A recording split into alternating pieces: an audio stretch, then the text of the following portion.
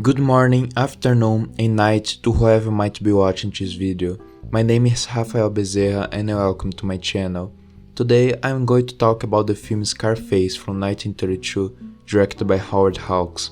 And yes, it has the same title from the 1983 version, directed by Brian De Palma, which is considered a remake of this one. Apart from this obvious influence, you can see a trait of Scarface in every single gangster movie that came after, classics and contemporary, being it through the characters or the way in which violence and crime is portrayed. Scarface was for sure a groundbreaking feature, and along with two other films, Little Caesar and The Public Enemy, both from 1931, it helped to completely mold the genre. But there is something around those movies that brings the feeling of a gangster film in its purest form, especially Scarface. It's clear that most art is born from the reality surrounding it as a response to it. The historical context of a film is as important as the plot or the technique used, and should also be analyzed as such. In 1920, the United States government would create the dry law. Supposedly, a sober country would decrease the level of criminality and increase productivity. However, what actually happened was the opposite. Putting an industry as important as this one as legal from day to night created a claustrophobic demand for alcohol, which could be offered from the new gangsters that emerged from this situation, being the most infamous one, Al Capone.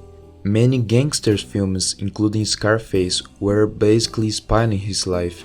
Curiously, this was his favorite movie as told in the time. But one last important detail is that Scarface was not released in the middle of the law. It was released after 1929, the crisis which led to the Great Depression in the USA.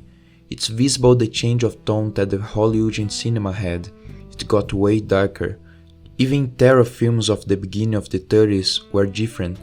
Passing through Little Caesar and The Public Enemy, which display a distinct way of accenting life, all culminates in the violence of Scarface, perpetuating the underworld of Chicago.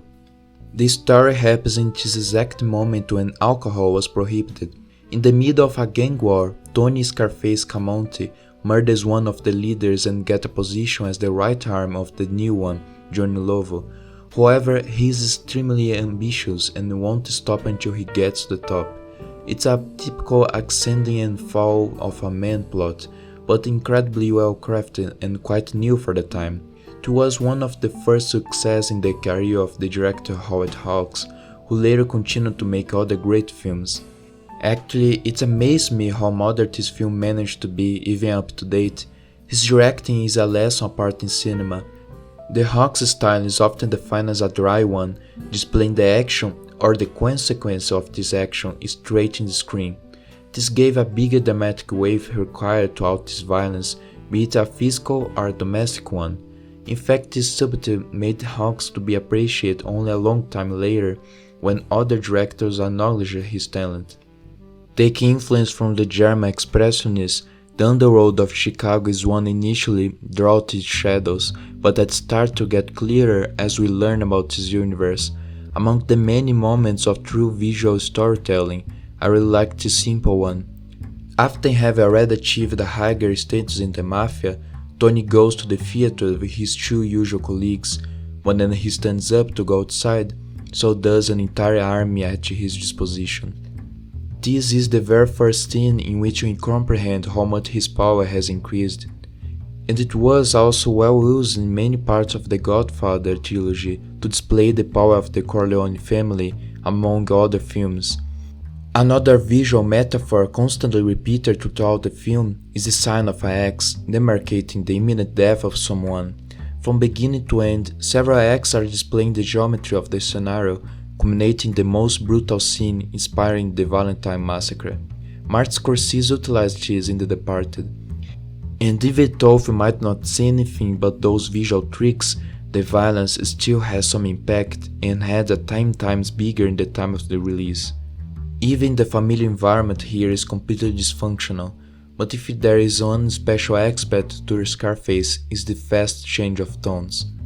This film shows an incredibly dark sense of humor with some scenes that are actually funny, and this falls on the strongest point of the film, the character Tony Camonte and his charisma. More than Little Caesar or Tom Powers in The Public Enemy, Tony is the first definitive version of a charismatic villain who turns out to actually be the protagonist.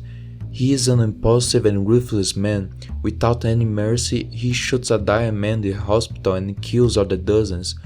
But he still is a charismatic person, in parts because of how paradoxically displaced he seems from that environment.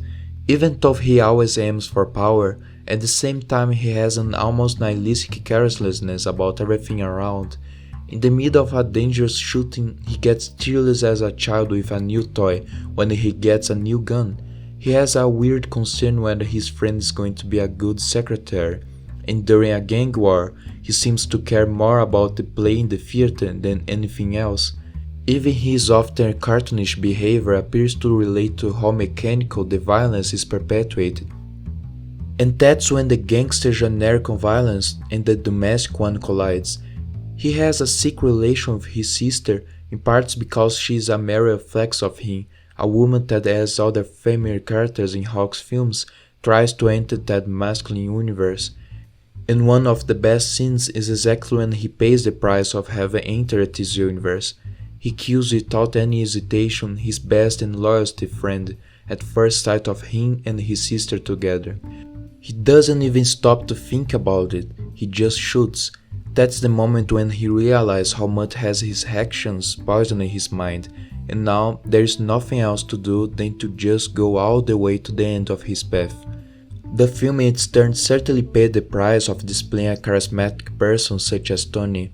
Many analyze the work as one that softened the crime world and would incentivize desperate people to go this way.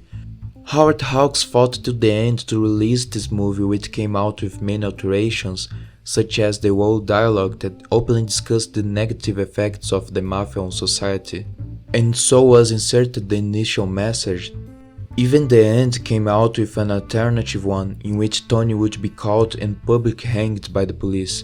But nothing could contain the shock of all that violence and vulgarity, and the film got the achievement of being banned in 5 states in the USA, including New York and Chicago.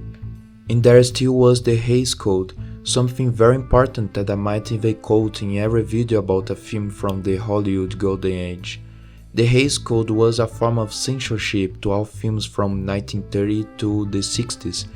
Many films were shrinking to a complete silly and naive mode because of this, and Scarface was one of the major things to cause the Hays Code to be even more rigorous. It surprised me how Howard Hawks managed to keep making films after all this. Well, those were my thoughts on the film Scarface from 1932, I hope you enjoyed. Don't forget to subscribe and to check my Letterboxd page in description, and I'll see you in my next video.